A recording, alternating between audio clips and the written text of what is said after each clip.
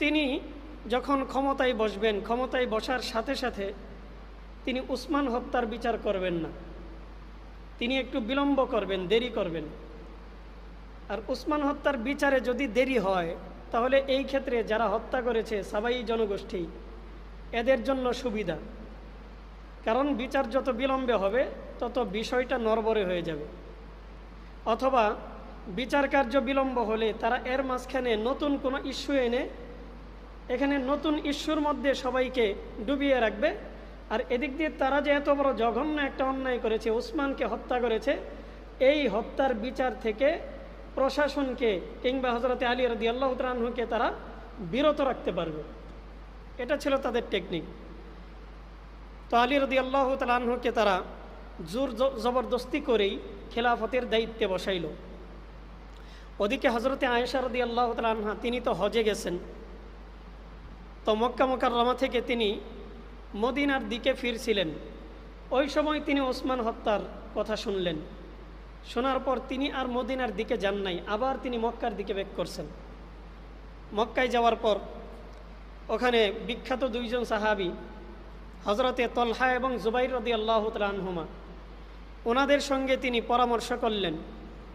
তিনি বললেন যে উসমানকে যেহেতু হত্যা করা হয়েছে, অতএব যতক্ষণ না উসমান হত্যার বিচার হবে ততক্ষণ পর্যন্ত আমরা নতুন কোনো শাসকের হাতে বায়াত গ্রহণ করব না। তো তিনি জিজ্ঞাসা করলেন উসমানকে হত্যা করার ষড়যন্ত্র কোত্থেকে হয়েছিল? তখন তলহা এবং জুবাইর রাদিয়াল্লাহু তাআলা আনহুমা তারা বললেন উসমান হত্যার ষড়যন্ত্র হয়েছিল কুফা থেকে।